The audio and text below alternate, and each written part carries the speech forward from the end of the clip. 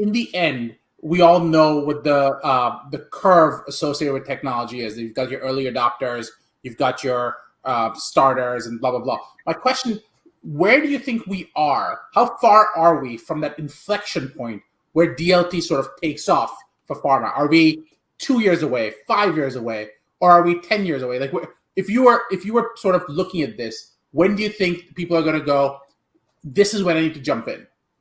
Yeah, that's a very good question. And if I knew the answer perfectly, I'd be betting on some things and probably retire, just like the other crypto folks into Puerto Rico, which is a whole different thing, which to me is nonsense. But regardless, honestly, my feeling is everything in healthcare and life sciences measured in units of decades.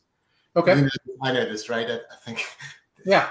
Even fairly, look at FHIR as an interoperability standard. It came out like in 2010, right? And it's taken like 12 years for it to be mandated, enacted, and things like this. So I think we're talking in the decade range, Okay. But to me, that's it is what it is.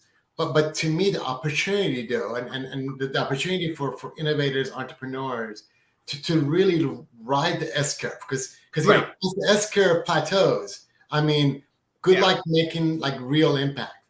Right. But I think we haven't crossed the chasm, right? Taking Jeffrey Moore's word, like philosophy principles, we're nowhere near crossing the chasm. But I don't think we're like the very beginning of that like journey.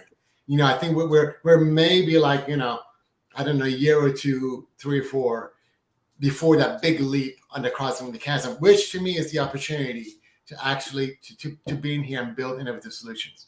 So what I hear you saying is that if you are a startup or a mid-sized company that's well-funded, if you're looking for PE investors, and those PE investors are looking for a 3x, a 5x, a 10x return in the next 3 to 5 years, you need to be in the DLT space right now so you can show them that return, because you will be ready in 3 to 5 years while the rest of the world isn't ready yet.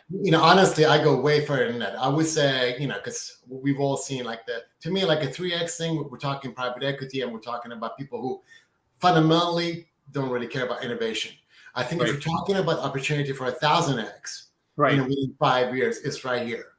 Okay, so you're saying VC and a few 100x, and maybe many 10x, 20x, 50x. Okay.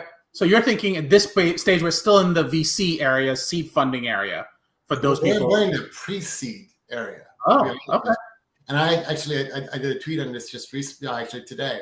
I think there's a real opportunity even in the pre-seed area. Now, of course, you got to separate noise versus signal. And you need to have people who've kind of like you and I have like either become gray or lost hair or both, who just kind of know, I know like that reflects badly on us, but kind of have been burned a couple of times to be able to advise properly. And it's not just about crypto, it's about the domain, right? I'm not, this is not like a linear or cartoonish, kind of advice. But if you have that and get the right team, I think the opportunity is really there. And honestly, I think if people are talking 3x return, to me, that's already like cross the chasm, right? You're taking almost no risk, you're getting almost no reward. Very, very cool. Jim, we can keep discussing this forever, and you're always fun to talk with. Couple of quick questions. How can people reach you? Twitter, Jim Nasr at Twitter or LinkedIn, and our website, all that I think works. Awesome.